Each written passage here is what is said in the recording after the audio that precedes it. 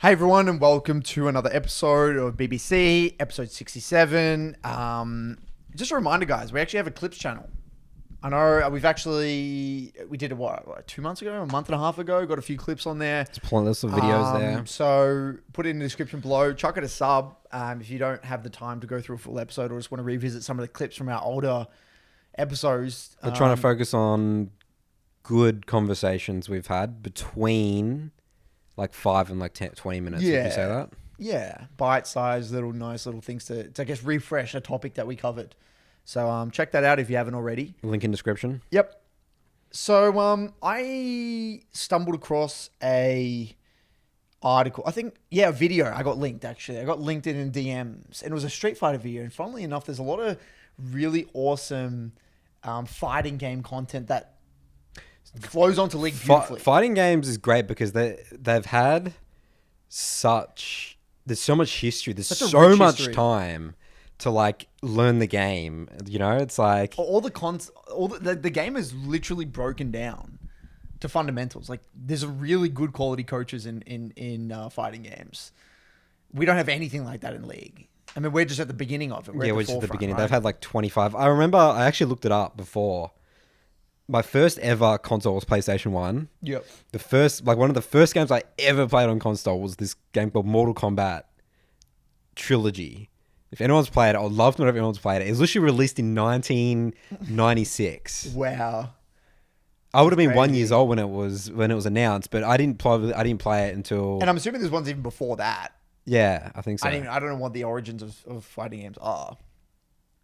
I never got into fighting games. Dude, I also fight. Dude, I love Mortal Kombat. I was obsessed with Mortal Kombat. Even on the Game Boy and stuff. Like, I was a fighting game kid growing up. Yeah. So how come you never went down that rabbit hole? You kind of shifted as soon as WoW came out. You just went to WoW. Yeah, I mean, because I had no one to play against and stuff. You know, like I'll play my dad. That's all I'll do. Yeah, just online. I'll play my dad and my friends and stuff. Like, right. But you just don't have. I just didn't really have like competitive people to like. Right. So you felt as though you needed someone around you. And I was too young. I was just really young, man. Like, I'm talking like, I would have been like 6, 7 years old. Like, people just ripping out hearts and stuff. Dude, there's all this violence and stuff. Nowadays, Mortal Kombat's so brutal. Yeah, it was actually, I actually thought the graphics were way better.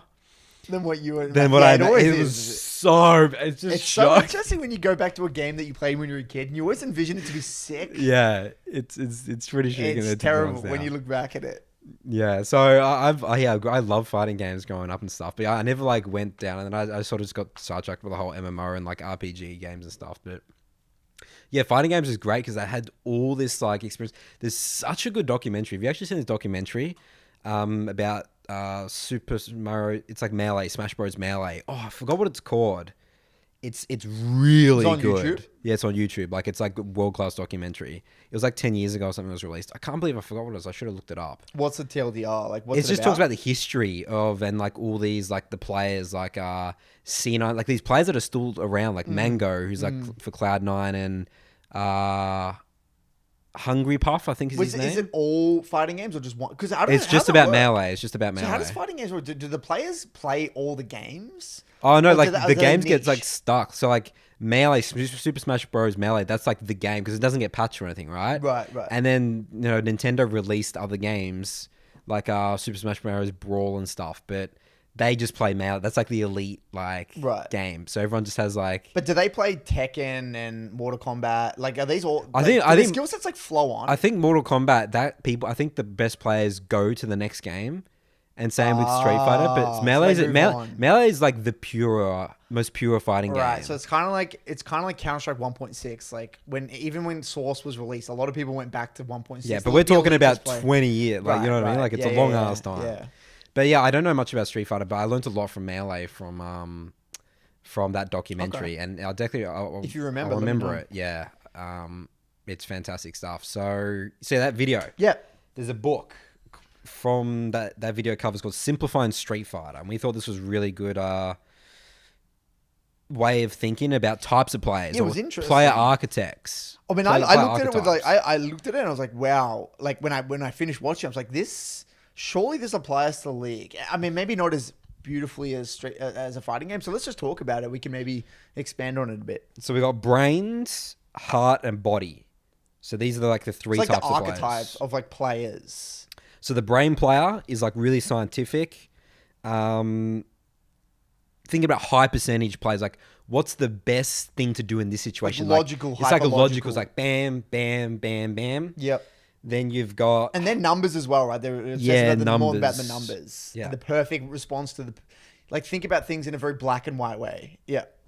they have like an answer for every situation or answer for everything. If they do this, I do that. If they do that, I do this. Yeah. So as we're going through these, think about what type of player you might be. Heart. This is a really feel-based player. So this is where like mind games come in, like baiting, making reads. It's like it's very easy for a heart-based player to sort of like it's sort of like the emotional play. Like they could either look like a genius or like a fool, but the heart player like will look like a genius, but it was like really feel like all that sort of So stuff. feel oriented. Yeah. Yep. So it's like read. Like what's an example of like a read in like mid lane? Like so the way someone's playing Just their the way that trading. like you can tell someone's like playing overly defensive, and Yeah. then you can like play in a way because you're adapting to the way they're playing. You can just do things that you wouldn't be able to do because you can see that they're not going to respond properly. That's like a classic one. You see mid laners do that all the time, especially like if I pop into like a low master player sometimes and they know who I am. They play so defensive from level 1, and I just run over them. Not because they're not even that bad. It's more like they're just on the back foot, like mentally. Yeah, that's a really good. That's an easy example. For jungle, it would be like you don't need to actually tab to check CS because you just know their path just for timing. It's like okay, he's there. That means these camps must be up. Or Timing's a real like feel in jungle. I feel like it's huge. it is really big. Yeah. Like I remember when I started to play jungle. Do you remember that time where I played jungle? Yeah. And like. You just over time when playing jungle, you just know like the time of when they can and can't be somewhere. That's right. Yeah. Like they can't be here on that champ and this location. And if they are, this is what it means. Yes. And as because I always talk about punishing like tempo of like level 2 ganks. People always get frustrated sometimes by level 2 ganks, but you can do a lot with the level 2 gank. I mean, on the other enemy jungle side, because you know where he's going to go next. And usually sometimes they blow some summoner spells or something, and you can they're lower chunked. Or the lower chunked, right? So that's an example there, just what's going on in terms of jungle camp, CS and tracking. And the last one is a body type player, and this is like the mechanics, execution, reaction, and let's say these are like the players in league that will probably more opt for like the mechanics max champions. And they're focused on combos and stuff like that. Yeah. Like they want to perfect the combos. And yeah, the mechanics max champs like... Kiana would be one of them. Even like Yasuo in a way. I guess LeBlanc. Cassiopeia. Things like that, I guess. I'm thinking. Mechanically intensive champions.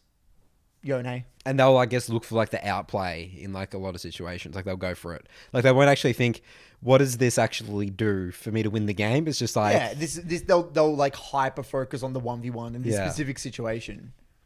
Yeah. And all of them have strengths and weaknesses. Yeah. So Brains is very capped. Well, I think we got to caveat this by saying there is no such thing as like you are just one of these. That's right. Yeah. You're always like you dip into each bucket just in different percentages. Yeah. So you might be like a 70% Brains, 20%, 10%. Yeah, something like that. So they say that, especially in fighting games specifically, the Brains player is very capped because just because how fast the game is, and I guess this must be for leagues. Like, you don't have time to analyze. It's not like chess. It's like you don't have time to like really think about the situation. That's what's hard about the game. That's what the game's really. I love the game. It's very challenging, right?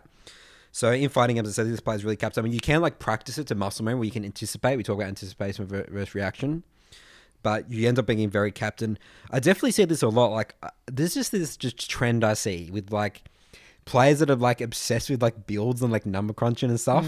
They tend to always be not so much the high ranked players. Do you find that as well? It's always an observation I found. It's not in every case, but think about a lot of the players, I'd say, high ELO. Okay, let's do body. this a different way then. Let's actually think to the players that we've worked with. Yeah. Both in Direwolves and Soul2 and MLA. Yeah. And like, let's pick a handful and then we'll dwell on it and we can really break down maybe how the players that got the most results in solo queue, the highest ranked players we've worked with or pro players, whatever, which bucket they, or if you were to kind of analyze what type of player they would be, what would they be? And maybe there's some trends, maybe there's not, right?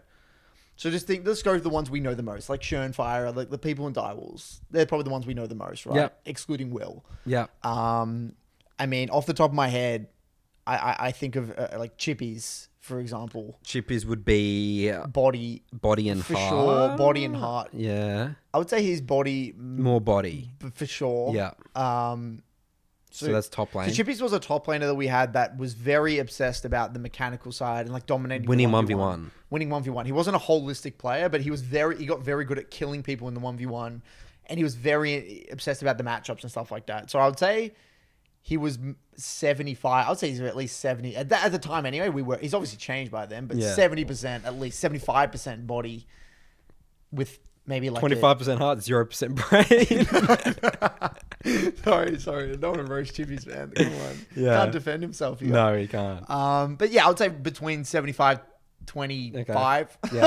at the time anyway. Okay, yeah. And then we had other players like Schön. Yeah. I would say he's not body at all. No. He was He's opposite. heart. He He's was heart. heart, He was yeah. like hardcore heart. Like he Yeah. was like 80% Yeah. heart, 10% brain, 10% body, potentially. Yep. And then we had players like King. King. How did King fit in? Ooh.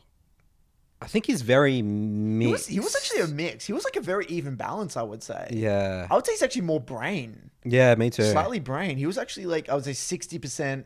He'd be like a 60, 30, I would say 40, 30, 30. 40. Oh, yeah. Yeah. I like that. 40, 30, 30. I like that. He was actually a very well-rounded player. Yeah. Even Fudge, like, we didn't really work with him, but like the way he seemed like a very well-rounded Yeah, player. he's well-rounded as well. Steven, triple, very well-rounded, I would say. I'd say he's very well-rounded. Maybe more focused towards feel rather than brain, but he was actually a very well-rounded player. Yep. Well-rounded. What about Fantix? Body, for Really? sure. Yeah. I don't think so. No, I Or would actually say well-rounded the other brain. again. I would say brain. I would say he's majority brain. Because if you think about it, okay, so Fantix was our mid laner in 2017. He was probably up there with one of the best mid laners O's ever had, right? And I always struggled to get across things to Fantix because he always viewed things in black and white. Like it either clicked or it Okay, yeah, didn't. you're right. You are right. Like he was very, yeah. it's like, why are we doing? Remember, he used to say things Yeah. like, "Why are we doing this? Like Yeah. this doesn't make sense." Like he Yeah. would say things like that, Yeah. and he always wanted to play that very controlled game. And obviously, he's changed and evolved. But like at the time, anyway, he would be, I would say, similar to Yeah, he's yeah. Sorry, very that's similar to 100% right because that's the high. He was going for the high percentage. Yeah, always high percentage. He would never high coin flip percentage. stuff. Yeah. So he was actually again 40, 30, 30, 40 brain, and then 30 the other two. No way, dude. I would say now he's Even actually his higher. brain's 60 something. Right. Yeah. So, yeah, I mean, even thinking more, I mean, Cupcake, very different. We had him on the BBC, support player. He was, he's, again, a relatively balanced, but His maybe, heart mainly, maybe especially more for heart, Bard, yeah. like reading things. Again- Bard's like feel and reading I'd plays. say and he'd be even like mind a games. 50, 25, 25 maybe, Hmm. feel oriented. So across the board, I mean, I don't really see, I don't think you can be over-indexing anyone as a pro player. I don't think you can. Yeah, you would have to be well-rounded. Like you have to be players. relatively. I mean, think What about about the best Swiffer? players. What about Swiffer? Out of curiosity. I would say, but yeah, it's hard to say when he was in his prime or not. But like when he was in his prime, I would say he's relatively well-rounded with more of a focus on brain as well. Yeah. What's interesting is that you might even find tendencies between the roles. You might just find that if you're in that role, you're that type of person, you kind of fit into a specific, like top, I feel like you would find the most body players Yeah. by far, Yeah. actually. I feel like, And ADC as well. yeah, bot and like 80 carry and top, Yeah. like they're like the very body oriented players. Mid, you just got to have brain. Like brain is, you just can't play mid very reliably without, I think heart and body, heart and brain. I feel like body is the least popular in mid.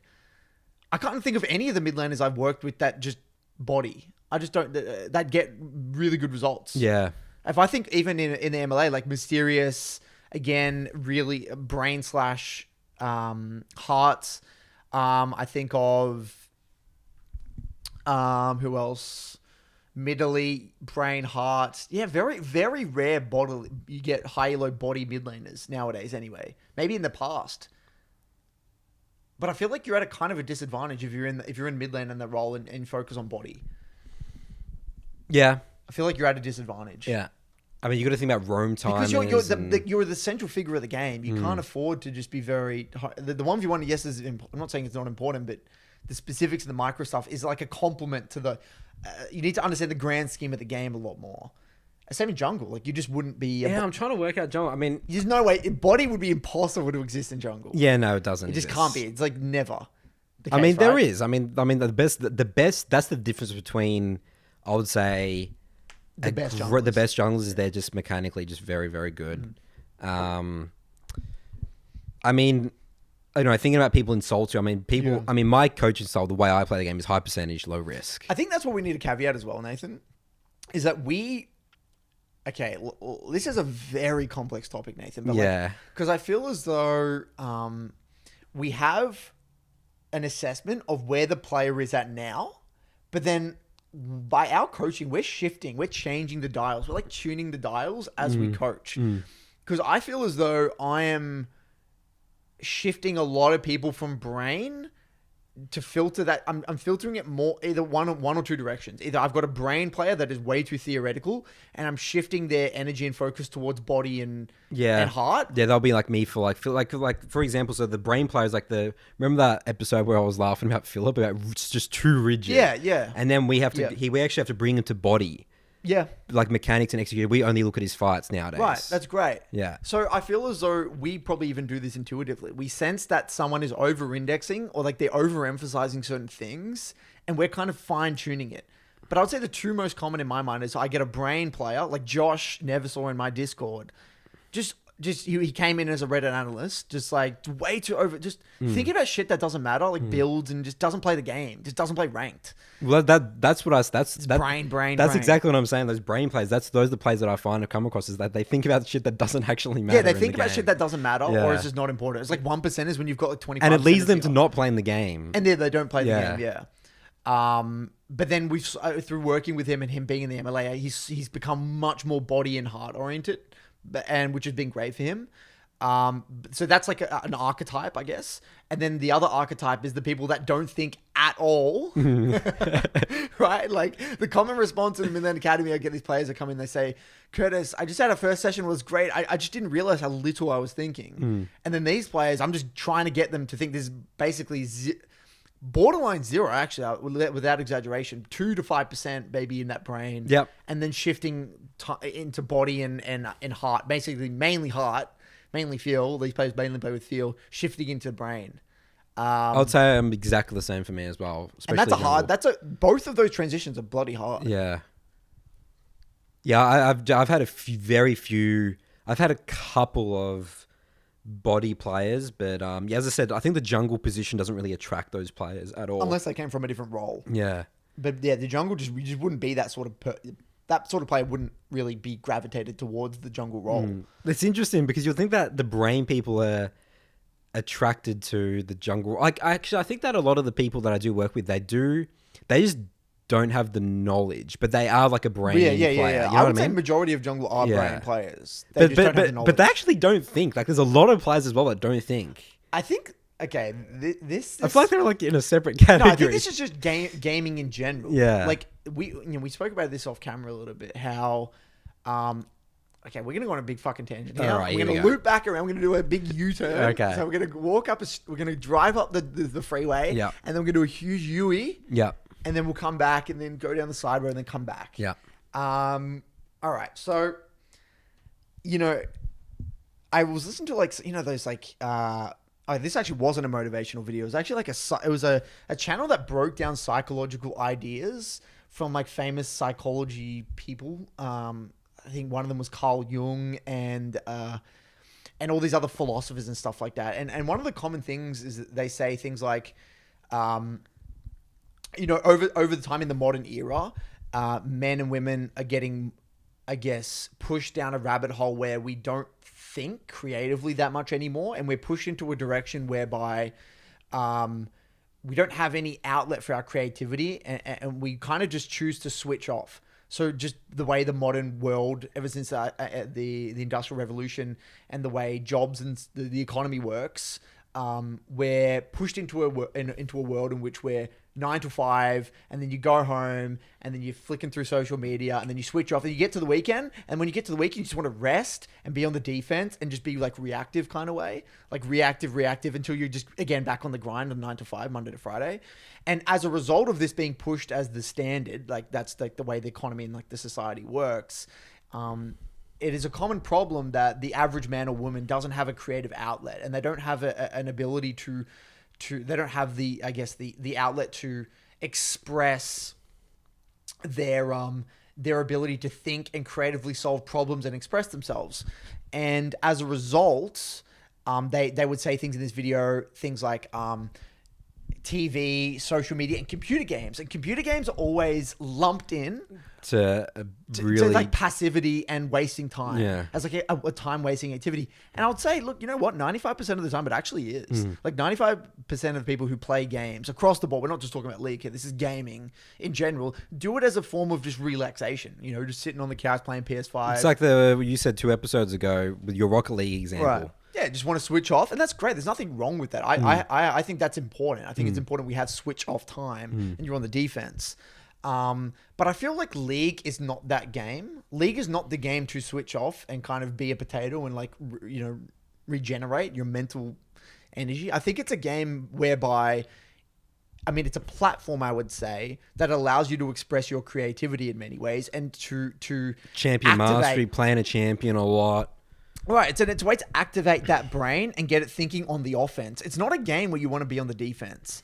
And so I feel as though because of the way gaming is viewed at a society level, most people's response when they play League is that this is just going to be one of those other games where I can, whether it's consciously or subconsciously, where I can just go in and I'm just going to switch off and I'm just going to play. I'm just going to play to play. I'm going to play to play. And then they actually enjoy it and they actually kind of want to climb, but they're still they haven't switched that mindset from playing to play, rather than now I need to be very intentional about my decisions.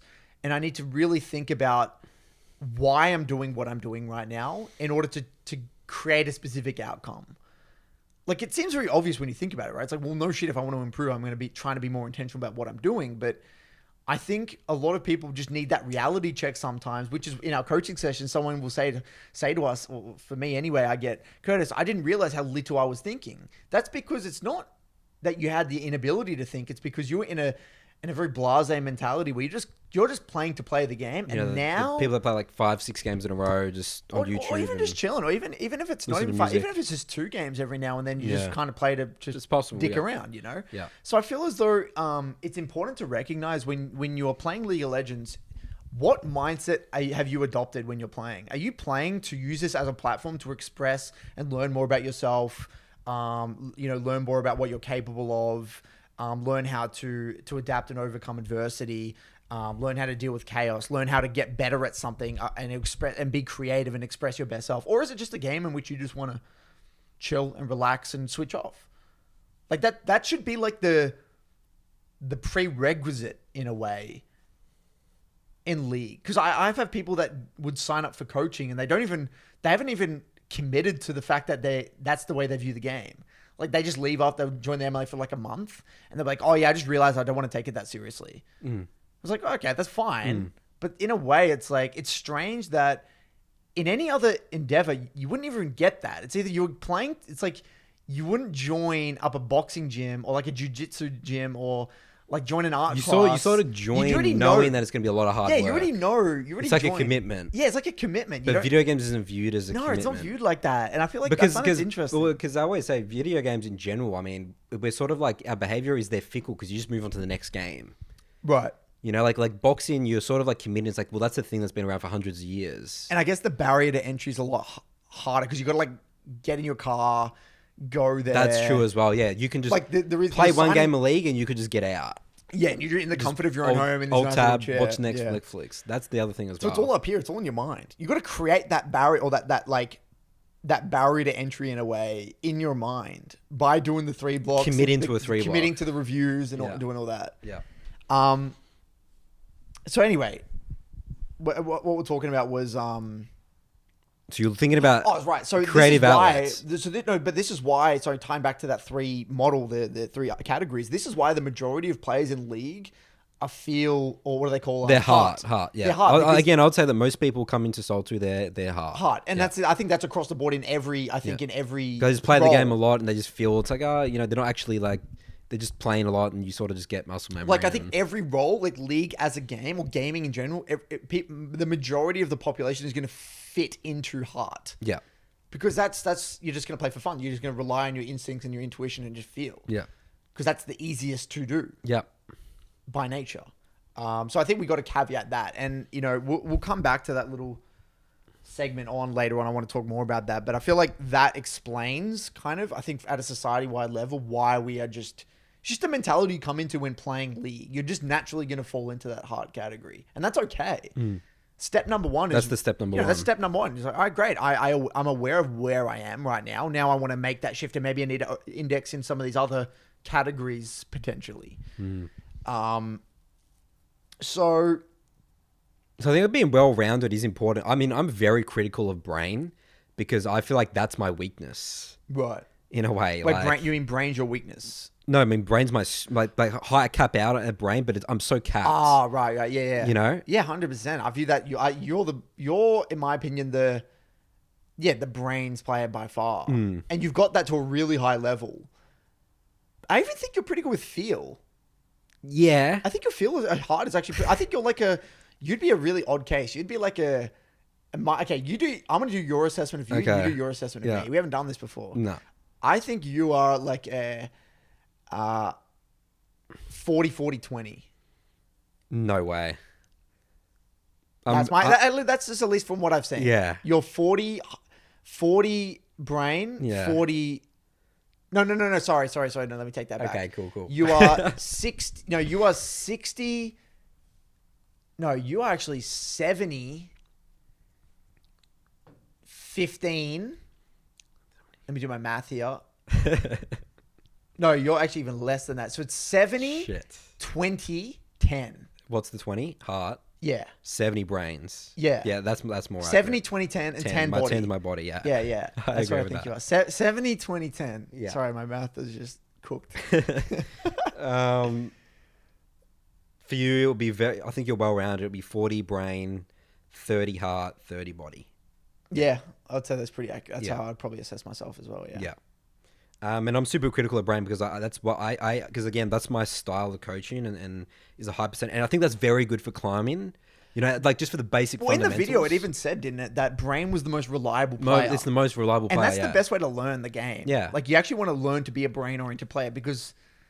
Actually, let's go back and forth on this because we've actually said we need to fucking call out bullshit here, man. Okay, here we go. Because we said the other way around. I mean, I've said the other way around, at least on my content. Yeah. I've said it's much easier to teach brain. So I would rather work with like a body player. Yep. And then teach brain than work with a brain and then teach body. Yeah. Even though most of the time we teach brain, like the concepts and the way we teach, That's we teach true. brain. Yeah, the body player They're rare. is rare because, but it's rare for our more niche because again, my philosophy, just what I've seen is that your sort of level of body In mid and jungle, you're talking about? this is just jungle for me. Oh, right. Is correlated to your rank. Like I would see like a gold jungler, and their body would usually align. Like I feel like the brains doesn't really matter No, too but you got to much. think about their tendency as a player, though. It doesn't really matter where they're at. It's more like the way they think about the game. That's the way I'm at least interpreting it. Like, yeah, it's like kind of where they're at, but you can still have a body player that's in platinum. But their body obviously is, Yeah, you can. But it's like the just way they rare think about for it. It's me. just rare. I Yeah. agree. It's rare. Yeah. Even in mid, it's rare. Because I think that if you have really good mechanics in League, like that's like you're automatically like a diamond player because you sort of like have an understanding of Right. like the way the game, like Yeah. perfect example I is agree. that when people like we talk about the backgrounds of gaming, like pro players from other, like they instantly get higher rank because they're body players. They're body players, yeah. There's a lot of those body players that just instantly climb to like diamond 4. Yeah. And then they'll cap out because you can't just rely on body all Yeah. the time. And then you need to like get the other elements. Yeah, I agree. That's actually an Yeah, interesting- yeah, like because when we came to the game, like it's funny, I was actually a body player. I was hardcore body as well. You were a body player as Yeah, well, but all but but we were over other people. Like I think that a lot of people have been a lot better at the body aspect. I mean, so like the way that I view it is like 50% body back in season 3 is like 10% now because everyone's sort of at a level. Right. You know what I mean? Yeah. So it's sort of changed with time. I bet like okay, like let's bring it back to like the way I think the video intended it to be. It's not where they're at now. It's more about it's not like the level of play in any of those aspects. It's more about their tendency as a person. So I think first things first, a body, like you're right, a body-oriented player, a player that is more oriented around like the mechanical aspect of the game, probably wouldn't be a jungler player. They just wouldn't be a jungle player. Yeah. Like they're not inclined to think about the game holistically because jungle's a very cerebral role. Like you wouldn't really be wanting to go down that rabbit hole. Most of those players will either play AD carry, top or mid. That's right. Yeah. Probably in that order, to be honest with you. Probably AD carry, then top, then mid. So I think there's that. But I think you're spot on. The players that do have the natural tendency to be more body oriented have an advantage when it comes to climbing in the short term. In the short term, that's the key thing. In the short term. Yeah. But in the long run, it is in a way, depending on the personality. I mean, it's a double-edged sword. I found this many times. So let's dive on this one. So you would have more experience with this than me because you have the Mechanics Max kids in mid. Oh, because it goes both ways. So so I'm thinking back. The players that have honed in on body generally default to champions that are, like we said, mechanically intensive or like that aren't really game like map oriented. They're more concerned about the 1v1. Like you see a lot of these Katarina players. Obviously, there's a lot of like Yasuo players in Vlad and things like that. These players, if they are able to understand the mindset stuff that I teach them and the map oriented stuff, they can climb very fast. Like I've had those some of those players, especially like cat players, like they just pop because they're mechanically really good and they get the importance of having good micro and like the small details really matter when it comes to skirmishing and team fighting. And then they get like they get the map, the gameplay holistic. Like I think a good example was Valksaw in my MLA.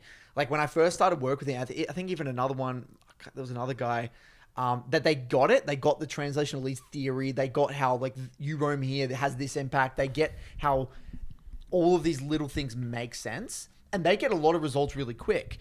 But then there's the players, some of those players as well, that they've created such poor habits. I mean, they've tunneled so much on the importance of the 1v1 the mechanics that they don't get that. They don't get it. So you'll like something there. Okay, I see what will happen is that let's say they come to a coaching session, you'll be like, okay, you got to think more about this. They might try it, it doesn't work, and then they will default back. Back. They don't. They're still too stuck in their ways to make that shift. Like they'll take so many times to break down because they'll be like, well, I thought about this, but it's like, who cares if I just kill this guy? Yeah, and at the end of the day, with those guys, I just say, fuck it, you're not playing this champ anymore. We have to go back to square one with another champ. And then either then they go down that route and they just quit the game, or they slowly climb up. Yeah. So yeah, that can be a double-edged sword. At the same time, if I think about the players that I've worked with the most that have got the best results, I've actually taught them or set them up with tools to be more body oriented. That's been the easiest way. So like Niall, for example, even Mysterious, a lot of those guys. Mysterious was a perfect example. He was like pretty feel oriented, like very heart/brain. And then I realized, I told him like, this is why you're losing lanes at like level 2 and 3 and stuff like that. And he started to like do a shit ton of 1v1s and understand the matchups. And then he climbed to Challenger. So he missed the body aspect of the game. And he realized that like my mechanics, my laning was terrible. So like that's the easiest way to teach in a way, because you just do 1v1s and drills and that sort of stuff. And I actually have hope for people mechanically, by the way. I don't know if we've talked about this, but I think so. Do you think that people can like improve mechanically like relatively easily? Well, I mean, I struggle with this with me, like, I mean, it's hard because my rank sometimes doesn't look like it. Sometimes I feel like it's just consistency, but I guess that means that you're not mechanically that good in certain situations. I mean, maybe to a point, I don't know. Maybe I'm too hard on myself because I am comparing myself to pro players. I don't know, Nathan, like, I don't feel you as a player that has bad micro. Yeah, I don't think so either. I feel like yours is even less micro and more just poise and skirmishes. Like, you're skirmishing from a theory standpoint. Yeah, I think is less poor than your micro. Well, that falls me into the brain trap because then I'll be thinking, I don't want to take this fight because it doesn't really necessary, but like I should be I fighting. think that's 'cause the feel chaos though. is solo I think that's queue. actually. I think you're. I'm gonna again just playing devil's advocate, talking this through. Yeah. In a way, I actually kind of feel as though Like your- heart doesn't exist. Yeah, It's your actually heart- brain and body. Yeah, Maybe it could just be is, that yeah. because I don't view like when I see you playing in my games, I don't view as like, oh wow, you misplayed this from a micro standpoint because you don't have champions that are very micro intensive. It's not like you're playing a skill shot oriented champion. A lot of the time when you mess up, it's either you're ulting in inappropriately or like you're messing up a skirmish from like a decision making standpoint, which I think that's you overcomplicating things. And you always say that I overcomplicate things. I think that's less the brain is, it's not the body and the brain. There's a disconnect between the heart there. You're not feeling it and trusting your instincts and your intuition. I feel like. Yeah, you know what? Now that I think of it, I think it's probably more like 70 brain, 25 body, and 5 heart. Yeah, it could even be that. I think you're right because I am a very unique player. You are very unique. And I think it makes sense. I'm not complete opposite of the general player base because they're heart by default, and I have zero heart. I think that's actually spot on. Yeah, you've gone through a lot of loopholes to get to where you It's are. crazy how that happened. I don't know how that happened. I don't know either. Yeah. For whatever your unique situation, the Udyr and everything, Yeah. just put you on a wild ride. You got a roller coaster going over there. Yeah. So I mean, look, tying this back to the average player, like how is this of use to the average solo queue player? Like, I mean, do you think it's just an interesting thought experiment to get them thinking about where their strengths and weaknesses might come from? And or- I think that what you're trying to do is you're trying to push yourself to a balance. right, yeah. That's what I'm trying. That's Yeah. what I'm thinking. I mean, I remember for me, like, I wasn't balanced heading into season 10. I was very brain, and then I had to put over index on body for Body, ages yeah. to even that out. I hyper focused on my micro, and then I kind of balanced it out a little bit. I actually think I've actually over indexed in the other way around. I've become way too body and feel. I think I've become less brain recently. Like I've actually got rid of my thought about jungle tracking and stuff. Like I'm like relying on outplays a lot more. Interesting. Yeah. Just Okay. through the way I've been viewing the game. So Yeah. I need to readjust. I need to calibrate a bit. But I think that for the average player, it's an interesting thought experiment. And I don't think it's a bad thing if you are over indexing in one thing. I mean, it's like use it as like a sign. It's like a compass. It's like, okay, if I feel as though maybe I'm over indexing in the body type of the game, then maybe it's time for me to expand out a little bit and get out of my comfort zone and think more holistically about the game or trust my instincts a little bit more in certain situations. Vice versa for all the other ones. So I think it's definitely an interesting way to be a little bit more introspective. Anything else before I follow on from this? You would? I think we can wrap that up there nicely. I want to talk about like the student mentality and this is something. Being a student of the game. Yeah, being a student of the game. And like, it's when we do these coaching sessions, a lot of the time, you can't help but kind of like, sometimes I take a second when I'm in the coaching session to be like, how have they come to this conclusion? Like, how are they in this hole? Like, how are they in this mess? Or how, like, why are they struggling with these things specifically? Right. And, I'm going to use an example from, I think did I talk about my Crash Bandicoot experience? So, this was like, I haven't played it in like 2 weeks, but it was like 3 weeks ago. This is on your PS5. PS5, it was tag team racing. And there's like really hard races. Like it's really hard. Some of the You mean the challenges. AI? Your version Yeah, is, the is version hard to AI, beat. but then like there's like this challenge. It's like a racing game essentially, and like there's different modes, and one of the modes is like you got to complete the lap in kind of like in a certain time, and like you got to like get these clocks, and it adds time to your lap, and if you miss all the clocks, like you'll just disqualify you in a way. And I remember doing it the first time, and I was so far off from doing it. I was like, this is impossible. My default response was like, this is just impossible. How does someone do this? And I just sat there for like, I think like 2 hours, or might have been like on the one map, well, maybe an hour and a half on the one map, trying to figure out how to beat this race. And I just realized that I adopted the same mentality I did when I play League. I'm just a student. I'm just here. Like the fact that it's possible, like someone's done it. They wouldn't put it in the game. That's right. If it wasn't possible. Yeah. Someone's done this. Yeah. How can I figure it out? How can I figure it out? Like I've just got like this student mindset. Yeah, I've just student mindset. I've just gone back. I'm like, okay, I know nothing. Let's just try and really think here. Okay, am I doing I'm not drifting here. Interesting. I should probably like take that angle to get me into that other angle a bit better. Like I should try and get for that boost on that corner. Like I'm just trying to optimize little things. But I had to take a step back and realize, okay, I'm doing a lot of things wrong here because I haven't got the result. What am I doing wrong? And a lot of the time I come out of my coaching sessions thinking to myself, why is it that I'm, obviously that's my job to highlight problems and figure out creative solutions and get them on the right track. But a lot of the time I feel as though not having the student-like mentality has limited them in this extremely powerful way. I have said that. I mean, it's sort of like, like let's say a really good student in like school. You're not just doing like the work that like you get given. You're sort of like going out of your way to like find other things as well.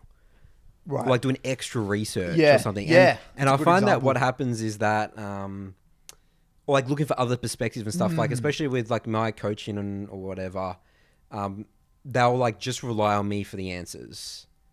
Versus like going out, maybe even looking at other coaches, like that's completely fine as well. And like looking at other content or like trying something and then coming back with me and look, I found this, that's interesting. Yeah. You know what I mean? Like I find that sometimes too much with some of my coaching clients in Soul 2 is that, they're too reliant on just me. It's like, Nathan, that's it. And I'm only bring VODs to him. And I mean, they will review as well, but I feel like, sometimes they, might not be confident in the review process. I don't think it's a problem of the review, and I don't even think it's a problem of the process. It's the mindset towards the process. It's like that student that does the extra, like they're really excited. They want to learn this. They're really excited. The analogy I use for it is like, I tell them when I'm rounding off sessions, I'll say things like, you just got to be like a scientist. Imagine you're a scientist in a lab and you're trying to find this, you've got all these like chemicals and you're like mixing and matching and to see what to find the perfect formula in a way, even though that you're not going to get there, but it's the approach of the mindset of trying to get there that is the most important thing. And some players, they just get it. Like I work with them and it's just a breeze. It's like, they're playing with a lot of intention. They ask me really high quality questions. Yep. And you can tell they're a student of the game. Yep. And when you've got that student of the game mentality, you just get way less tilted because you just understand that I just don't know shit. I'm just here to just have a crack, and improve. there's something here I'm doing wrong. There's something here I'm doing wrong, and I don't know what it is, and this is where I can come in. But they've had a crack. They've had a real solid crack. Yeah. And you can kind of see that they're getting close to it, but they just haven't got it. And I can help them get to that next bit. But then there's other people that they just come in, and they don't have that student-like mentality, and it's like, well, give me the answer. And that's why my reviews, like I probably sound like I'm crazy because if you didn't get what I'm trying to get at, like that, they wouldn't understand why I'm not going over the mistakes. But I'm trying to teach you a mindset so you don't have to rely on me. That's right. Yeah, and the best... Like I'm really struggling to get that student-like mentality across. Yeah. Some people are... So, I mean, the two ones that I'm just thinking of is Ishan, who is Eve player. He joined, he went from Gold 1 to Diamond 1 in 6 months. Pure student of the game, asked me questions... I don't think he tilted like ever. Like we never had like crisis point with Ishan. That's really interesting. Yeah. Joey is another one, but we did have crisis points. But he went from Platinum 1 to 500 LP at Jolaf. Yeah. But maybe that was a bit different because I was just obsessed with Champion Mastery. No, again, still student of the game because he would try things and come up with his own answers and test. Like we went through a discussion about talking about, do we invade with Olaf? We had to figure that out. Is it even worth it, or should we just stick to the level 4 path? Yeah, let's figure it out. Yeah. But he sort of did that on his own and then came to me. But that's the student mindset. That's really, and it's so easy instead to of me explaining how these are invades. Well, they get way more value from the coaching. That's right. They just get more value from it. Yeah, and they had the best results. And they get the best results. So yeah, like I just think, and I guess this is more of like just I want people listening to this to really think, envision yourself when you're playing the game as if there's an input and there's an output. I keep it literally as simple as this. You're gonna make a decision and and something's going to pop out. Like I always envision, like, again, you're putting something in, something's going to happen or something's not going to happen. And you just observe that. You're like just sitting there, you're just observing it. You know, oh, interesting. I'll note that down. And then you just rinse, repeat. And then like sometimes you like might mix stuff and you don't know why it happens. That's where we come into play. Where we come into play is like you're having a go and you have like an initial theory and then you're like, but I just don't get it. There's a piece of the knowledge that I don't understand, or like there's something here that I'm missing. And that's where we come into play as a secondary opinion, and we guide you along the way. Oh, here, you're doing a good thing here. Be careful of that. Boom, boom, boom. But then they go back to the drawing board and how that works. Next step, new fucking chemicals, whatever it might be. Boom. And like I always feel as though if you can really get that, if I get anything across to you, if it's just that mentality, you're just gonna the whole league experience is just gonna be so much more enjoyable. Yeah, just think about it like you're a student at school, and it's like who are the best students? Like they do a lot of practice exams. Yep. They ask good quality questions. Like you know the ones like let's say the people that got the highest ATARs. They like let's say you did bare minimum, right? You just did the work that the teachers gave you, but you weren't doing ducks. But the people that got ducks, they were doing practice exams from other years and other schools. Yeah, they were doing extra and like shit. other groups, and they had tutors. Yeah, they were going above and beyond. Yeah, makes sense. I mean, everything makes sense. Right? That's right. And they got ducks. They got the 99 ATARs and stuff, right? Yeah, and I think flowing on from this, I got a message. I'm gonna kind of roast Alex here. So Alex is he's like a grandmaster EU player.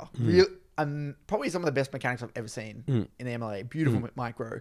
He's up there top 3 for me. And this is like kind of what he asked, and this kind of ties in together. So League is a game where you're sometimes you're just not going to get any learning from like a game. Yep. Like none. Yep. Like that just might happen. Like the goal is to get some learning. But there might just be games where you're just getting autofilled, or like your secondary role, you're getting secondary role. So you have to block of 3, you get 2 secondary role games at one game. And that one game where you got mid or your jungle, your main role, it was out of your control by level 4. Like that can just happen. Like twice. It can happen for days. It could just happen. And I feel as though the student of the game, or like that scientist as well, bringing it back to the mentality, because Alex here, he wrote me like a question saying, hey, I've been doing really well, but it's a new meta and like all these junglers that are trying out random shit and I keep getting secondary role, but it feels like, I know what to do, but I'm just struggling to do it. Well, it's like, dude, what do you want me to say? If you either get how solo queue works or you don't get how it works. There's going to be days where you're going to get nothing, and that sucks. I get it. And I'm here to give you a pat on the back. That's just the game. That's just what you signed up for. Otherwise, it's just too easy. And I feel like that ties in a way to that student-like mentality. It's like you're aware of things that you can learn from. You're aware of things that just not going to be useful. That are not going to be useful and not going to be conducive to learning. And it's your ability to say, okay, I understand this is frustrating. I'm going to get frustrated. But in the grand scheme of this entire season, this entire month, it's about the long-term thinking. You could easily go days of playing games that there's just no learnings. That's very possible. Yep.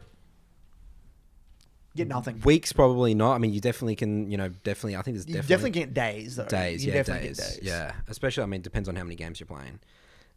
Yeah, and that's sometimes as well when, people bring reviews. I feel so bad when it's like, there's really nothing like, because I like write all my notes, and you can see my notes from our previous reviews that we've done in the session, right? There's like the person before, it's like, there's like 10 dot points and beautiful learn objective. Yep. The other one, there's nothing. And then the next one, there's like one line, like, played brain pretty well. Not much you could really do here. Just lots of fighting. Yep. Not much jungle fundamentals. And for some reason I feel bad, but I should. I mean, I even explain. It's like some games we don't get learnings, but I still feel bad. Yeah, for some reason. I feel bad as well. Yeah, I have that exact feeling all the time, actually. Like, have some reviews that are shocking, and then some are exceptional. But that's fine. But it's Again, just part of it. That's fine. You are gonna like. I want to see shocking. So you need to learn as well what a shocking game looks like. Yeah.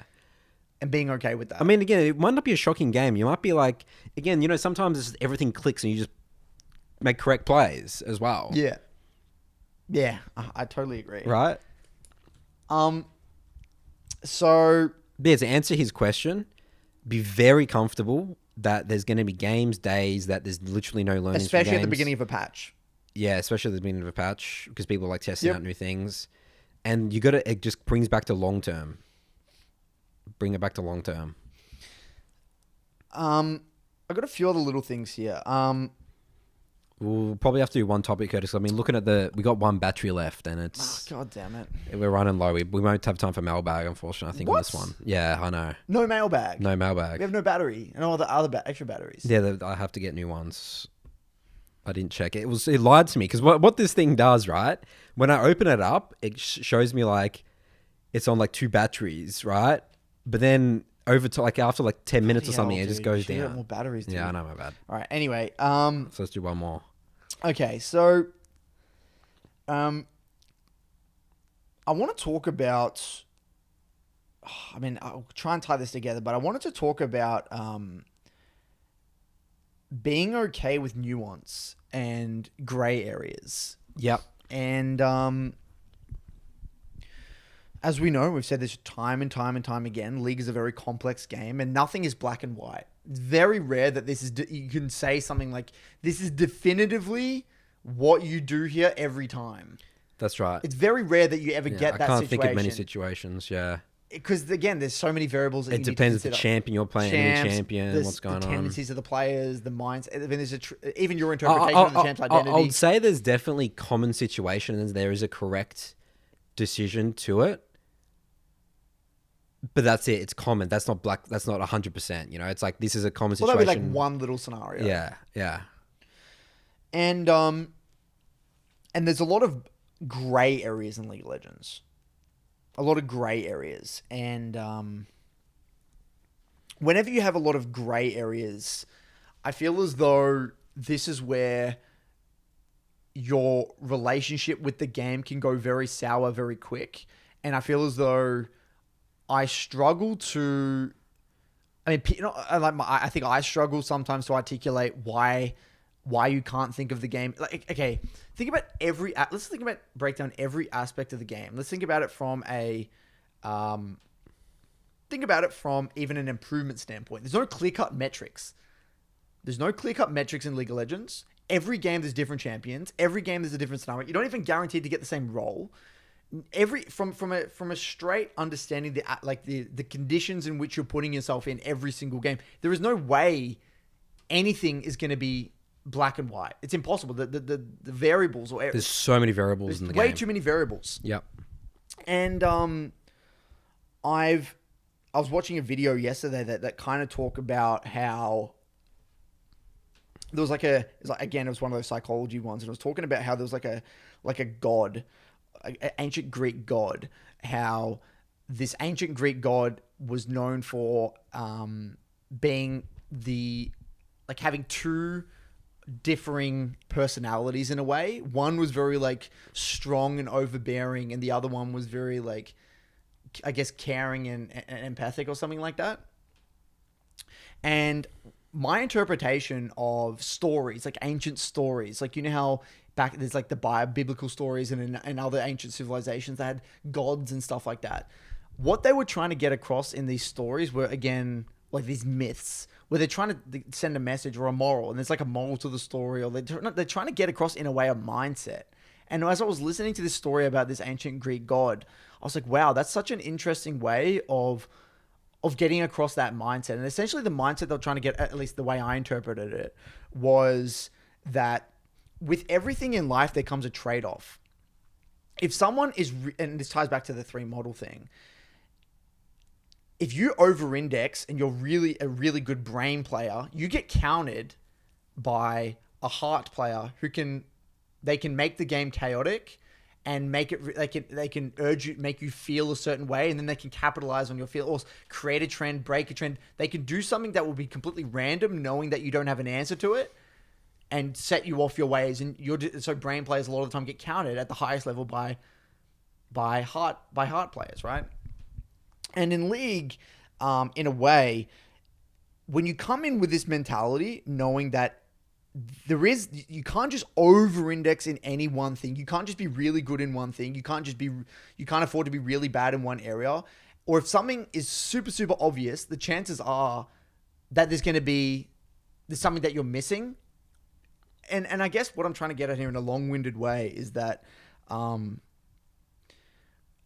would love to develop a really clear-cut story or a clear-cut like example explaining this mindset where everything is nuance and the mindset required for you to embrace the nuance and be okay with nuance and understand that nothing is clear-cut in League of Legends.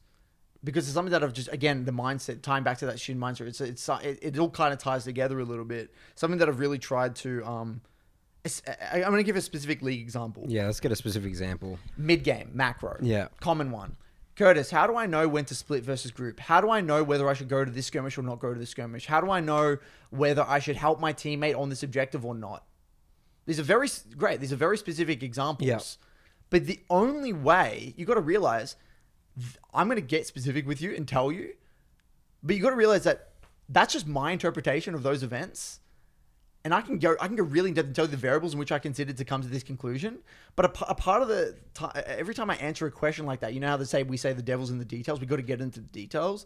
And sometimes it feels like I'm contradicting myself because I'll tell them, well, the specifics are important, but they're not at the same time because you've got to have the right mindset to be able to even be open to the idea that you shouldn't go to this one. Yeah. Do you see what I mean? Yeah. Well, I mean, the common thing that I say is, when I get into a review as well and I look at a situation, I actually don't really want to get specific sometimes because you don't actually learn anything because that situation specifically is not going to come up again. What I'm trying to do is think about your approach to this, your mindset going into the situation or like information that you should be looking for. And then you can apply that to your other games. Yeah. Like, I mean, I guess that's more from a learning aspect of it. It's like, for example, let's say a common situation is someone's like in the side lane, right? And they're super strong. Sometimes you want to play to them and like hover and get a kill. Yep. Or you could just do Baron on the other side of the map. Yep. Right? So what do you say when someone asks, how do I know what to do here? What do you say? I mean, you get into the details, right? You'll say, I guess. Okay, so firstly, I usually will go to the specifics. So firstly, this is specifically given X factors. Like there is a best output. But then I'm trying to be like, well, you know, what's the mindset around this? And I always try and think about some other options. I mean, to be honest, I think that I have moved more towards giving you other options, just listing out the option. When I originally coached, it's like this, the rigid brain Nathan, you know? Yeah. High percentage plays. I mean, I'd say that's actually probably more common in high elo though, because in lower elo, again, I try and give you the consistent game. Right. The So consistency. right now you kind of just list them all out and then you won't definitively say this one is the better one. You'll kind of say these are your options and you can determine which one. Yeah. Or I'm flicking through a VOD saying like, yeah, it's fine. Right, it's good enough in a way. Yeah. Right. Like So in a way, your approach to create this versatility and this acceptance of chaos, or I guess this gray areas, is to give them all the options, but you don't definitively tell them the answer in a way. That's right. Interesting. Yeah. So just through bulk examples. Just bulk examples. Just to get them across, these are your options. Because if you have options in the game, you don't autopilot. Like, I want to equip people with as many R tools in their arsenal as possible. Think about it. You got weapons, Right. you got a shotgun, you got a pistol. Yeah. Because the moment you start tunneling on like dragons, crabs, you throw games. Because if you can't get the crab that game, you'll force it, you die. Yeah, I feel like that's something I mess up in my coaching. Then I just don't give them enough options. Like a lot of the time, I have my way of playing this champion, but I don't think that's an effective way to teach. I mean, it is, I think, for the lower elos, but the higher elos, I think I should have a more open into my coaching. Yeah. And the last thing tying in with this, negative self-talk, and the quote being, you got to be your biggest fan, but your biggest critic. But that doesn't make sense, right? How can you be your biggest fan and your biggest critic? It's like a gray area in between. Situationally, you got to give yourself a pat in the back and be really happy with your performance. It's like, okay, I played that well. I played that to my shape identity very well. But you can't keep doing that all the time because then you're just going to be delusional about your level of play. Yeah. But you can't beat yourself up so much that you just demoralize your confidence. So I kind of feel as though in nearly every aspect, there's like this middle ground where you got to find. And I feel like the reason I wanted to bring this up is because I feel like our podcast is filled with contradictions. We say it's really good to, the best players are the mechanically intensive ones. Yeah. Yet, that you got to be very brain oriented. Like we say these things all the time in the podcast, but I guess you got to realize that a lot of the time it's just, first of all, it's situational, but we're just trying to get across a mindset in a way. It's like, Well, I would say a couple of mindsets. or a couple of mindsets. Yeah. But yeah, tying back to this lack of self-confidence thing, what I think League is really, really good at is it allows you to love yourself. And Explained by this. so tying back to the beginning of the episode, you know how I was walking through that, how society's pushing you in a way where we don't have a creative outlet. Or it's very, we're pushed in a way by, we've covered this in another episode, the dopamine you're getting everywhere. When you're on this is basically just defense. You're on the defense, dopamine, Netflix, porn, whatever it might be, right? Even gaming to a certain extent can be a huge defense thing. Why are you laughing? Because imagine the marketing for League of Legends. Like you just said that. It's just so ridiculous in gaming. Like some 80-year-old saying League of Legends, learn to love yourself. But hear me out here, I'm telling you. It's ridiculous. Because Yeah. I feel as though Yeah. there is very few mediums in which you can genuinely, like, you have enough motivation to do it to the point where you get enough satisfaction out of actually doing the journey such that you can look at your result and be like, wow, I really... Yeah. I achieved something. I achieved something and I saw what I got out of this endeavor. And it was a struggle to get Either here. one or two things. Either the task, the barrier to entry is so high that, especially nowadays with, I mean, not to mention COVID, but any other task is just comparatively to all the things that you can do, it's hard to do. Or like you just don't give it enough time. You just don't give it enough time and like you just give up. You never get to that point where you can be like, wow, and step back and be like, fuck me.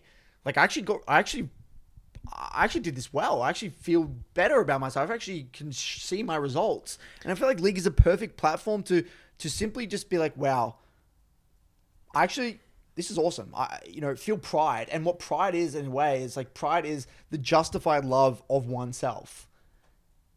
But to feel pride, you got to know that you've put in the work and like you've done this thing. And it's like a beautiful little gateway to get the brain realizing, wow, if I put in this and I follow like a process and I tick these boxes, I will get a result. Yeah. In this aspect, I will get a result. And this is what that result feels like. And I can feel proud. I can feel proud of myself. And I can love myself that way. And I think that's such a powerful like medium. And I feel like League, for many people's life, myself included, does fit that niche. It fills that creative endeavor niche that a lot of us was missing. Because back in the day, people had painting. It was actually encouraged that you would draw and you would paint, you would read, you would write poetry. Like that was like part of the culture. We don't have that anymore. At least for me and even the friends around me, it's very rare that we're just taking time to just like dive into an art. The thing that we do nowadays, because we have the burden of knowledge in a way, because there's so much information out there.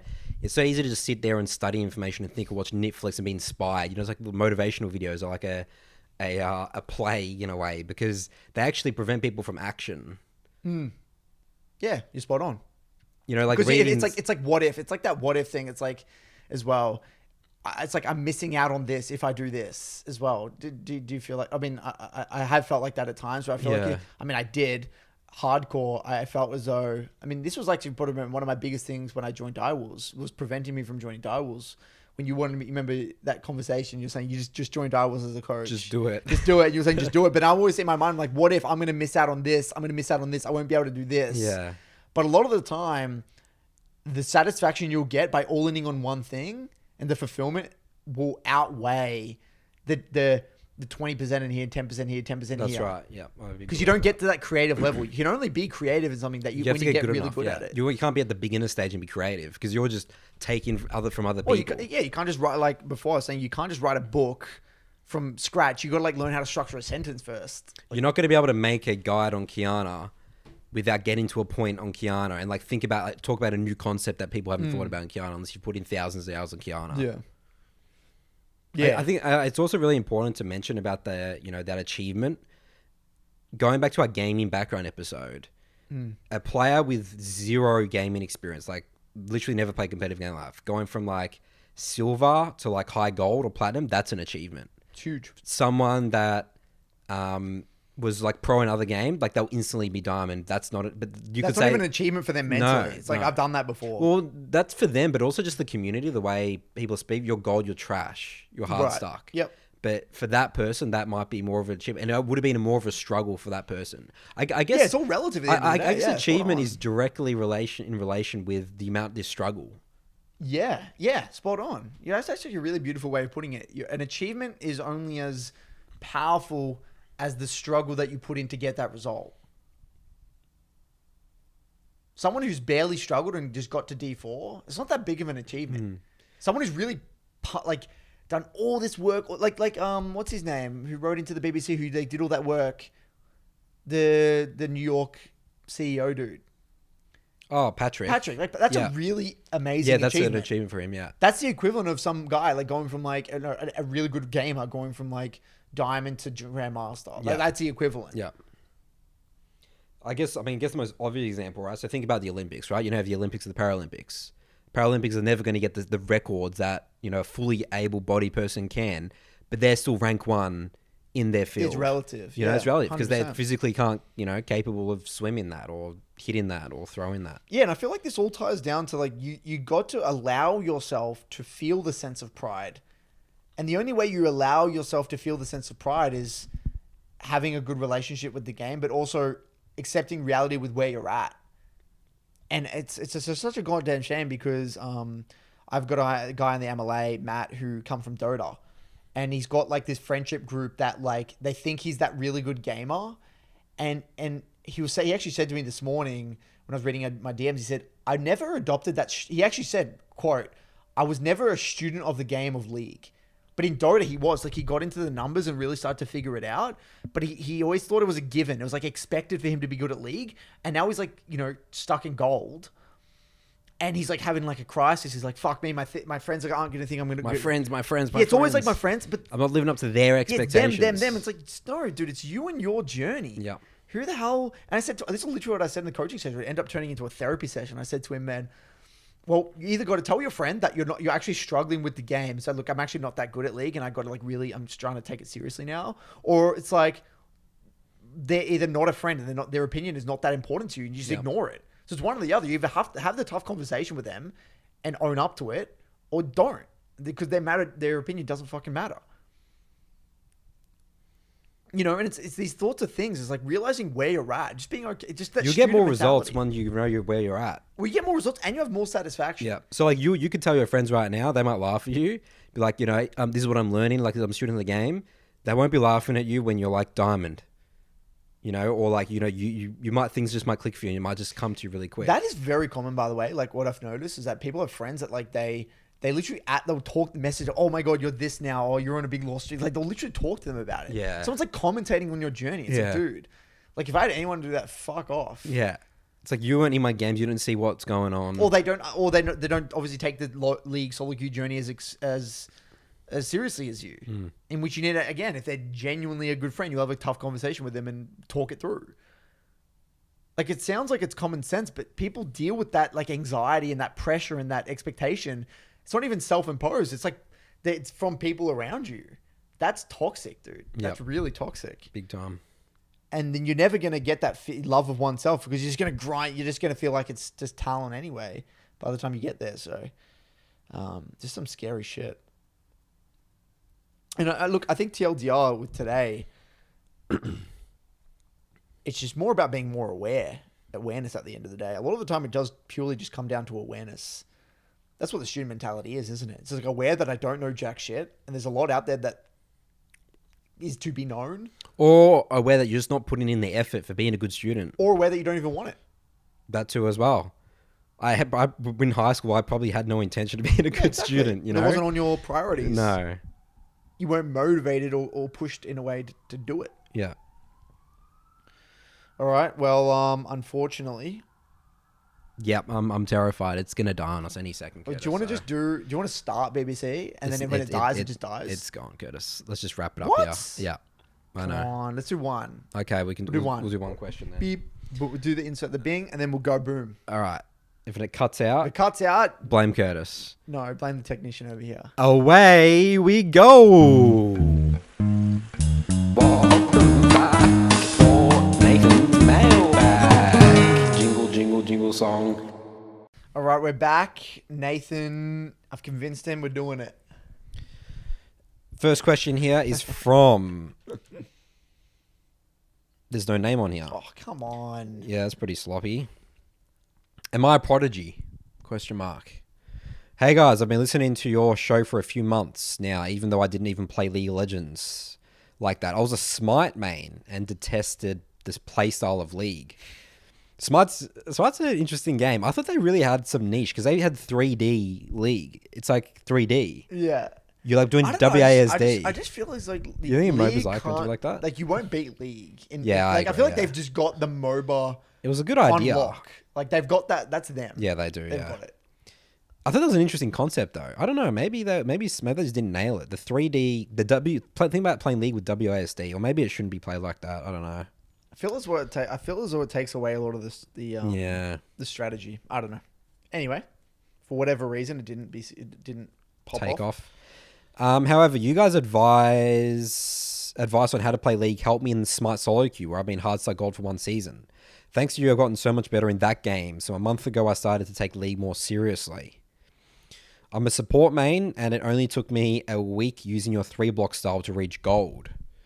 I'm really new to LoL, so I don't know how good that is. I tell my friends and other people, and they make it a big deal, so I've been gassed up. So my question for you guys is, am I like a League prodigy? I'm a support main on League and mostly play enchanters.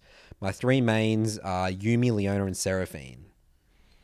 Thanks so much for reading this and all you do, and I hope I didn't come off as an arrogant. I legitimately want to know positive vibes from NA. Is he a prodigy, Curtis? I mean, I think it's pretty stock standard. So gaming background. You've come from Smite, you've come from MOBA. another MOBA. Yeah.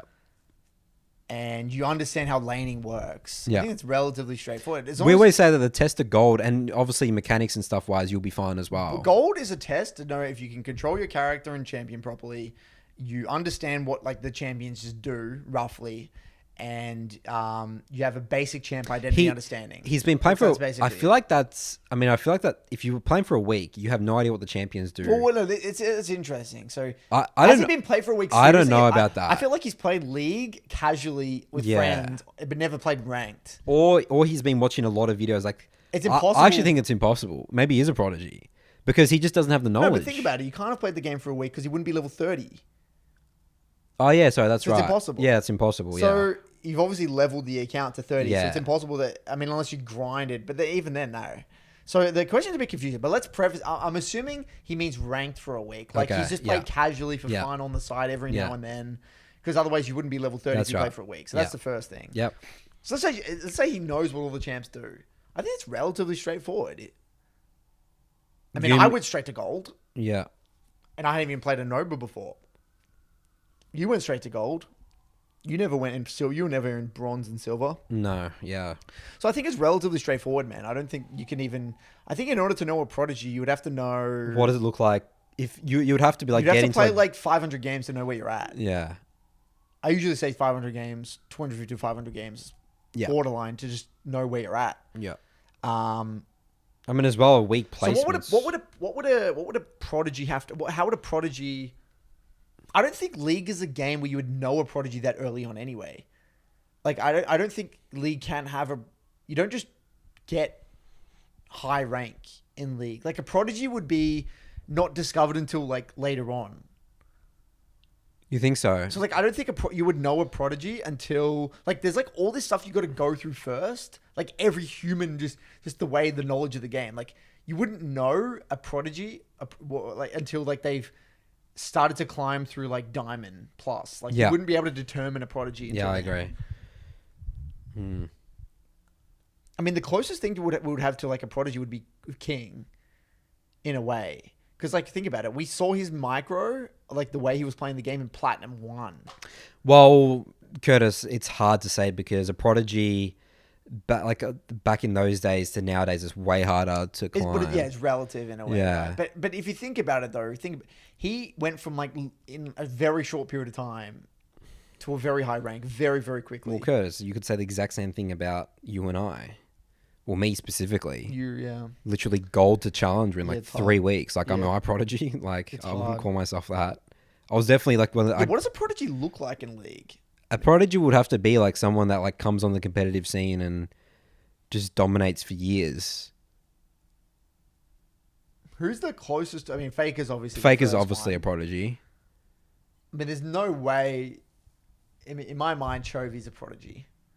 Yeah. I think Chovy's by far a prodigy. I guess Doper in terms of solo queue. In a way, yeah. You have to dominate for years. yes, and you have to be yeah. like well above the prodigies are loaded. That's a huge word, Yeah, I right? don't even know. I've never thought of like a league as like a prodigy game. Like, I don't Yeah, know I don't what think it you looks can like. be. I don't Yeah, know what a I don't know prodigy what it looks like. in You League. can't. It's hard to be that much better than people in League. No, I mean Chovy makes it look possible. Okay. Chovy is, but like just you just see him and it's like he's on a different playing field. Yeah, well, like that- I've never I haven't felt like that since Faker. honestly. What's his background? It'd be good to research on him. No, I don't know what his background is in gaming. Because it'd be interesting. Imagine if he was just grinding in like low master for years, and I then don't know his story.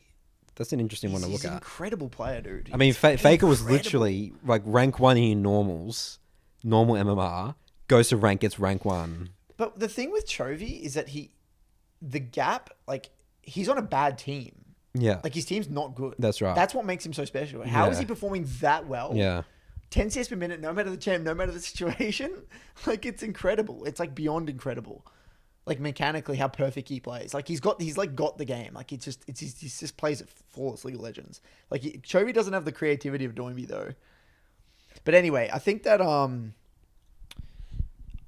you're way too early on to determine whether or not you're. Yeah, a let's prodigy. settle down using even And I using think that that word. I've seen. I mean, I think that's not that uncommon. Yeah. If you've come from another game. That's right. Like if you've never played League before, and like say someone like gave you a level 30 account, and like you never played a MOBA before, and then you got to gold in a very short period of time. That's it. That would be like prodigy level shit. Mm. But you've played Smite before. I mean, I don't want Seems- to. I don't want to champion shame here at all. But like, if you sort of understand the concept of not dying in League, like this is sort of the way that I did it. Like I just wanted to not die. You're playing Yuumi and Seraphine. If you just sit back, you just scale. I mean, you did say Leona in there, so I guess Yeah. you need to be proactive as Leona. Well, I'm thinking it from our perspective with Dota. Like once you get the movement of Dota and you know what the items do. Yeah. Like even when I barely understood what the champions did, I was still performing okay. Because you understood gold Like I and just understood experience and the leads importance of and, farm and like like tacitly understood the losers game and stuff. and when to use abilities, when to And go timing in. and stuff and like feel for the game. Like you just know it. You just get it. So yeah, it's way too hard to say, man. Play another 250, 500 games and then we'll find out, I guess. All right, we'll sneak in one more. This is Falco from MLA. Yes. Hello, Curtis and Nathan. I need help badly. I'm so lost right now. For the past 2 weeks, I've been playing 3 games per day, 1 3 block every morning. I don't feel like the mistakes I do need deep analysis. My mistakes are really obvious. That's why I review during the game, right after the mistake was done. Wait, what? What does that mean? Well, I review during the game, right after the mistake was done. He alt tabs and reviews the mistake. Maybe reviews it in his head or something. Ah. At first, when I started playing 3 blocks, I thought nothing changed. A week into it, I thought my mental is better during the games. Now I think that was wrong, and that it was my mental outside of the game is better, not during it. Now I think that was wrong, and that it made my mental outside of the game is better, not during it. Oh, right. So he's saying how the 3 blocks helped him out of game, but not in game. Got it. Yep. Because I play less, I think less about being hard stuck and not getting any results. I'm less negative during the day. So my life improved. Okay, so his life improved outside because the 3 blocks weren't in game. That makes sense. Well, that's nice. I wanted to improve at League and show myself that I can make it. I've told Curtis that I struggle with playing 3rd game of the block because of my ranked anxiety. I think that my ranked anxiety is a result of me being a perfectionist and knowing I won't play the next game the right way. That's probably why it's hit so hard 3rd game in, because I have recent memory of how badly I play. It hits even when I get 2 wins in the block, probably because I didn't play well regardless. The way I play the 3rd game is to say, let's go over with this, and I force myself to do it. I'm always thinking about excuses like I'm trash at fiddle, I got to dodge jungle to climb, I can't play Malzahar, I need to drop him, I'm playing this game so badly with Fizz talent, I need to just one trick the other one. I just autopiloted in that game, but then I start to thinking about it deeper. I didn't actually autopilot, I had a game plan in mind. It's just that either I execute it poorly, it was a bad plan, or in the heat of the moment, I forgot about the plan. And the other ones can't be the reason why I'm hard stuck Diamond 4. I reached Diamond 3 again, but dropped right out of straight to D4 14 LP this week. I made it to D3 5 times in the past 3 months, but I've not won a single game in D3. As a side note, I dropped learning support on Smurf because I wanted to all in on 3 blocks. I didn't want to have any excuses, so the 2 weeks I played only on main. I did play one flex game with a friend, but that doesn't matter. I know you won't like what I'm about to say, but I feel like I'm just trash at the game. That's how I feel right now. That's his question. So I think let's tie this to the Pygmalion effect, where it's a self-fulfilling prophecy with Falco. I think with him, it's literally he's a perfect example of someone who he truly deep down believes that he's not good at the game and that he is hard stuck. And that is further pushing the narrative, like altering his behavior, influencing his behavior to play worse or not. So when he goes, some way, shape, or form, when he goes D3 to D4, it's like, oh, that makes sense. I suck at the game. He's looking for every little reason to why he isn't climbing. So because he's got it's a self-fulfilling prophecy. If in his mind it's like, okay, these are all the reasons why I'm not climbing or could potentially not be climbing. All of these it's all these away from statements. I remember he gave another email about his background and his childhood, his champ pool or his intensity. He's got some messed up brain or whatever the hell it is. It's always something that is why I am stuck or why I can't climb. And so I think what he's done over time is he's done this for so long now, he's just stuck in this negative loop. And I think that he has got himself into a rut and he just wants us to stay that you're not good at the game and you're not climbing, you should give up. That's what he wants. Yeah. Subconsciously. He wants us to say, it's okay. This is why you were bound to fail. It was impossible for you to climb. He's waiting for someone to say that. Yeah. I tell you what, this is something that happened to me last year. Getting in that tip, I mean, this is sort of isn't on your point, Curtis, but you know how he's like talking about D3, then down to D4 14 LP? Like, you can't think of it like that because... No. Like, the way you climb through Diamond, you need to be significantly better than your rank. You can't just be, like, a little bit higher because it's too hard. And this is what I did as well. I got into, like, the mindset. It's like, oh, like, I'm D2 to D1. And, like, you're thinking about the 30, 40 LP. And, if you get into that trap, I mean, this is all you get stuck mentally so fucking hard. This is what happened to me last year because a huge thing was, like, but the moment you think... Like, in terms of, like, okay, it's not about fuck your rank. Get your rank out of your mind. Yeah, you need to get the It's about your level of play. End of story. All right? If you play, like, really good League of Legends, that's not Diamond. Like, we know what Diamond level League of Legends looks like. We've done thousands of reviews in these ranks, right? You can go to your MLA, Falco. You find common trends between, and then look at what Challenger players are doing. The consistency's there. No, but I think the thing with Falco, Nathan, is that I feel like he's trying to identify a lot of these reasons as to why he's making mistakes. Like, he doesn't understand why he's making mistakes. So he doesn't understand why he's making mistakes. Okay. Well, that's probably like, he knows he makes mistakes and he knows how important they are. Yeah. So that's not that. It's more like he makes mistakes. He's like, why am I making all these mistakes? And that's why I feel as though, like... Well, I think that it is tied. That's what it was for me, again, personally, is because I was focusing on, like, oh, shit, like, if I make this, like... mistake this game, like I'm gonna be back down to D4, and like there's all these things about your rank and like that, emphasizing how much that win is versus just playing the game of League of Legends. Who cares about win or loss, and just being this just relaxed flow state. I feel like with him, it's just all expectations in some way, shape, or form. Like he expects himself to either climb a lot or not climb at all, and again, like whenever I think of Falco, I just think of he's just got this huge fucking log on his back that he just needs to rip it off. Just let it go, man. Just relax, And dude. I really Fuck the LP. Just think about your level of play.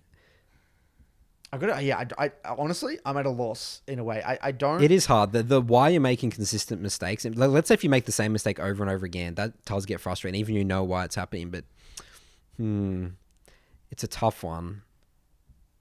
It's definitely tough. Can you go over so skim through it again, just Yeah. because I'm really struggling to answer this question. So he's basically saying he's done 3 blocks. It helped him got healthier mental out of the game. But again, you notice how it's always like he's so tilted for losing. Like his emotional highs, they're so high and so low. Like, why is it that he's getting does that so have to tilted? be that Why does way? it have to be that way? Yeah. Why is he getting so angry off a 0-3 block that it affects his entire day in Diamond? Like, I just feel like with Falco, it just ties to expectation. He's got the expectation that he should be Diamond 1 or he should be Master or... Yeah, you got to let go. Like, there Just has to be accept something your there. level of play.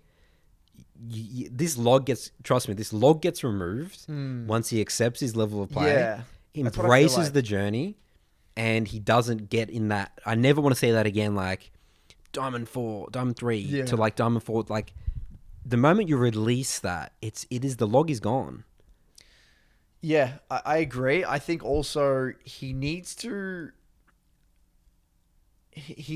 start creating reasons. Stop figuring out reasons why you're not climbing.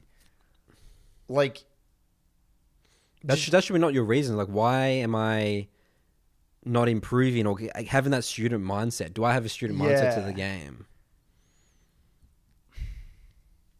look, let's if I were to wrap it up really neatly.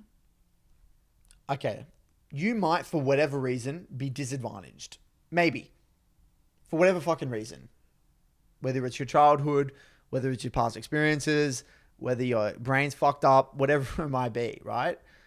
Like those are there, just like in life. We all have disadvantages. We all have things that the world's not a level playing field.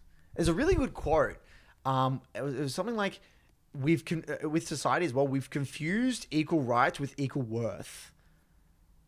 And I don't think we are, in a way, all worth based off because we all contribute differing amounts. Again, this is kind of from an economic standpoint, but like in life, we all contribute in differing ways to society, and you get compensated for how much value you bring into the world. I mean, yes, you could say, what about the banking world and shit like that? Whatever. But TLDR, across the board, most of the time, money correlates to worth. And in League, performance correlates to LP. And what I want to say is this yeah, we're not on a level playing field, Falco. You might be at a huge disadvantage comparatively to be on Nathan. Vice versa. You're going to be advantaged, have the advantage in other areas in life comparatively. Maybe you can put on muscle 10 times faster than me, or maybe you can run faster, or maybe you're way better with numbers than me, or maybe you're way better artistically than me, or with writing, whatever it is. Like, I think there's something in your back of your mind that you just need to accept that it's okay to not be, first of all, it's okay to just be you. Just remember that Sound of Metal movie? It's like, you just got to accept that it's okay to be. And in that situation with Ruben, he was talking about how he was deaf, right? He had to accept it. That's where I feel like he's at. Like, He had to learn how to be deaf. he had to learn how to be deaf. He had to learn that was his situation now. So rather than trying to fix it with all gimmicks and like with him, it was like the hearing aid and stuff. Just learn to be deaf for Ruben. That was his situation. With you, I want you to learn to just be okay with, like, you're a Diamond 4 level of player right now, and be okay with that. It's okay. No one's here to judge you, man. Well, they will.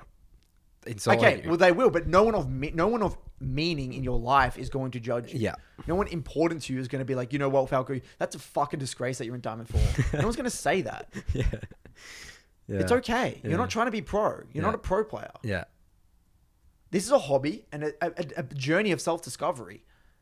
So I think the moment you just be okay with that, Diamond's still an incredibly impressive. You're still impressive way You're higher at the than top, most like people. what, 2% or something Of the player base, yeah. already.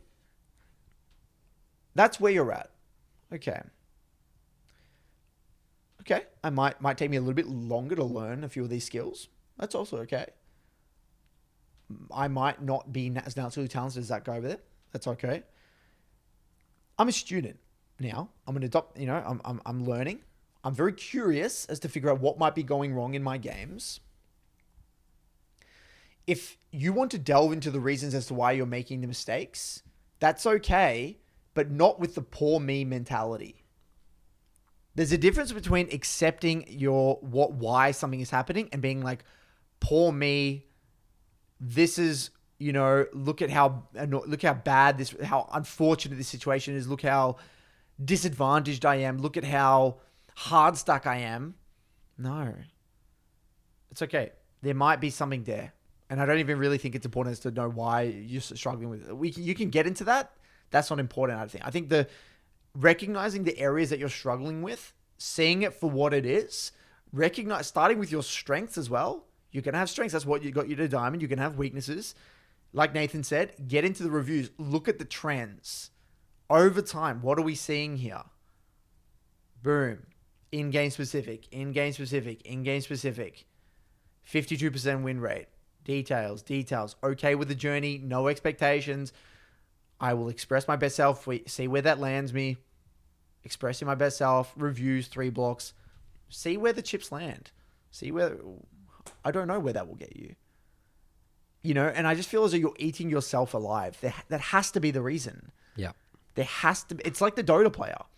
It doesn't matter what we talk about, that Dota player. It's all tying back to his expectation that his friends have put onto him. Nothing will fucking matter. Because he's got this pressure, this anxiety in the back of his mind. Oh my God, I got to perform well. I deserve to be better because I have got to put up this facade that I'm a great Dota player, that I'm a great MOBA player.